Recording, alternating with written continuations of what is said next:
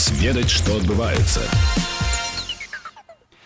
Прывітанне ўсім слухачам Еўрарадыё, прывітанне тым, хто глядзіць нас у жывым эфіры ў сацыяльных сетках Facebook, ВКонтакце, Аднакласнікі і праз YouTube.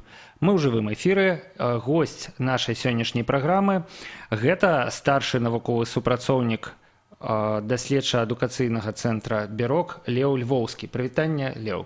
Здравствуйте, Павел. Большую частку свайго жыцця Леў пражыў у Расіі, таму я перайду на рускую мову ў размове з ім, але пакуль што акрэслю тое, пра што мы будзем размаўляць. З Львом мы пра гэта ўжо пагутарылі, таму можна цяпер для вас па-беларуску ўсё ж такі. Мы заўважылі адзін цікавы дакумент, гэта рашэнне пленума Верховнага суда, які адбыўся ў канцы сакавіка. І вось літаральна ў апошнім абзацы гэтага дакумента сказана, што судам трэба звярнуць увагу на паляпшэнне бізнес-клімату ў Беларусі. Верховны суд нагадаў іншым судам пра існаванне двух такіх праграмных вялікіх дакументаў. Гэта аж ад 2006 года дырэктыва Александра Лукашэнкі нумар 2 аб дебюрократызацыі дзяржаўнага апарату і павышэнні якасці забеспячэння жыццядзейнасці насельніцтва. Гэта было даўно, ніхто ўжо не памятае, што ў ёй, але дэкрэт нумар 7, які быў прыняты пры канцы мінулага года аб развіцці прадпрымальніцтва, мы шмат разоў апошнім часам абмяркоўвалі і добра ведаем.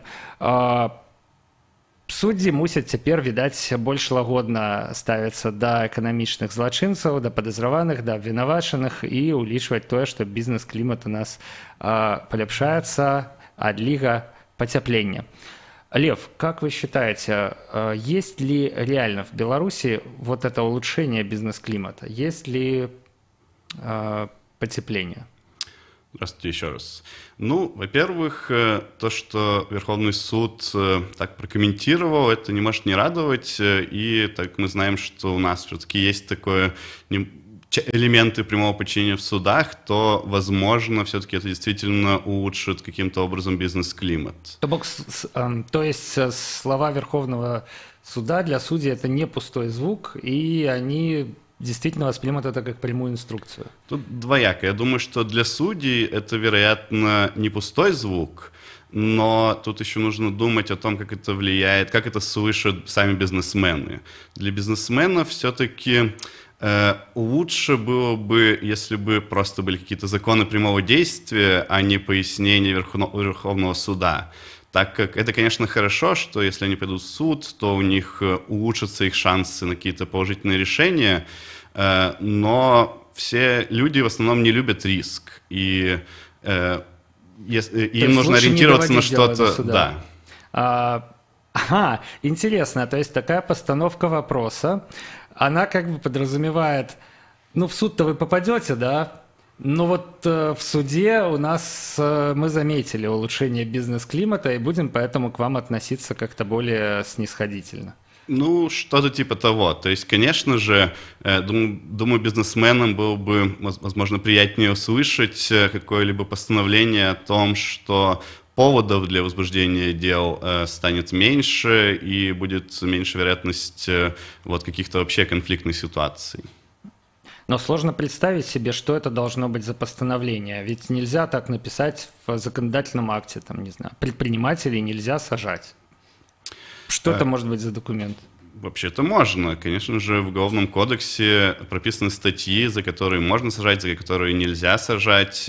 Можно заменить наказания в части экономических статей на какие-либо наказания, не связанные с лишением свободы, а заменить больше таких наказаний на какие-то штрафы, на досудебные разбирательства. Насколько я понимаю, разговоры об этом есть, в том числе и в белорусских высших кругах власти. Но, опять же, насколько я понимаю, этим разговором не то, что не первый год, а не первый, наверное, десяток лет. То есть реальным сигналом была бы, скажем, декриминализация экономических преступлений, да, или большой части экономических преступлений. Понятно, что бывают серьезные экономические преступления, которые нельзя декриминализировать. Но вот хочу поспорить, ведь бизнес – это всегда риск. То есть суть предпринимательства заключается в том, что ты рискуешь своими деньгами, ну, хотя, нет, наверное, не своей свободой. Бизнес — это всегда риск, но это не означает, что если мы увеличим риск еще и на судебный риск, то больше людей захотят заниматься бизнесом. Собственно, суть создания благоприятного экономического бизнес-климата состоит в том, чтобы уменьшать все остальные возможные риски. Понятно, что бизнесмен, начиная бизнес, уже рискует. Хотелось бы, чтобы он рисковал меньшим и меньше. Как бы вот вы, Лев, оценили белорусский бизнес-климат с этой точки зрения? Может быть, есть возможность сравнить его с бизнес-климатом соседей или, например, насколько я знаю, вы учились в США и некоторое время там прожили, с американским бизнес-климатом в этой части? Мы ведь говорим, что мы хотим привлекать инвестиции, привлекать предпринимателей, стать, в конце концов, IT-страной, хоть это уже и некоторый такой набивший оскомину штамп. А бизнес-климат наш, вот в части этого судебного риска, он каков? Ну, тут зависит от того, с какими соседями сравнивать. Если сравнивать с США, то, конечно же... США не соседи, но ладно. Да, США не соседи, но часто люди ориентируются на США как на мирового лидера в бизнесе, и, конечно же, тут Беларусь сильно проигрывает. Если посмотреть на количество малых и средних предприятий на 1000 населения, то в США эта цифра чуть ли не в 2 раза больше, около 70. Тогда как в Беларуси, сейчас не скажу точную цифру, что-то между 30 и 40. Если сравнить с Европой, то эта цифра на самом деле более или менее на уровне. Имеется в виду соотношение... Вот количество малых и средних предприятий на население. Еще, что важно для бизнес-климата, это такой, скажем, генеральный подход законодательства. Дело в том, что и в европейских странах, и в США часто практикуется такой подход, что все, что не запрещено, разрешено. Тогда как на постсоветском пространстве, и тут даже не в частности, а в особенности в Беларуси, тут практикуется другой принцип. Все, что не разрешено, запрещено. Что, безусловно, плохо способствует началу бизнеса. Правильно ли я понимаю, что бизнес с самой, наверное, высокой нормой прибыли можно открыть именно в каких-то, не знаю, областях новых, областях смежных с чем-то еще не зарегулированным? В итоге государство, которое чуть позже туда придет, может как-то негативно отреагировать на то, что кто-то зарабатывает деньги. Да, часто так есть, но не всегда. Если, например, посмотреть, вы уже упомянули IT-сектор в Беларуси, он развивался, можно сказать, сам по себе, и государство долгое время не приходило, и мало занималось регулированием этого сектора, и именно поэтому можно сказать, что, в всяком случае, многие аналитики считают, что этот сектор так успешен, и мы видим это по средним зарплатам и так далее. Но сейчас-то оно туда придет. Как вы считаете, что-нибудь изменится? Пока что, даже с новым декретом об IT-компаниях, все еще хорошо, и государство сильно не вмешивается в IT-бизнес. Кроме того, для таких бизнесов, ориентированных на экспорт и экспорт нефизического продукта, очень хорошо в Беларуси налоговое законодательство. Вот тут, опять же, вмешательство государства, но очень позитивное вмешательство государства.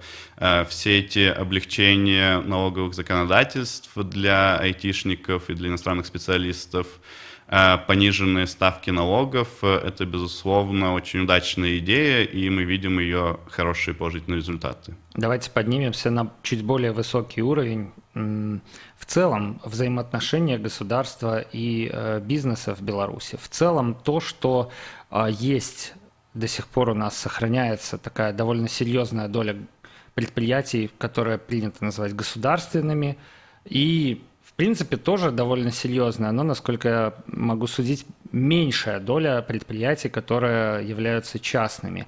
Это нормально для экономики в целом. Вот если, опять же, сравнить, не знаю, вот в США есть государственное предприятие?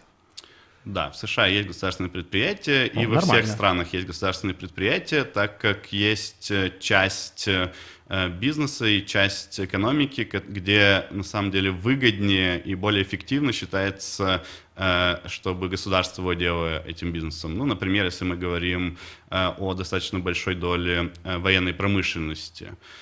Чаще всего считается, что это как раз то, где государство и должно быть, например. Или какие-либо проекты, связанные с образованием.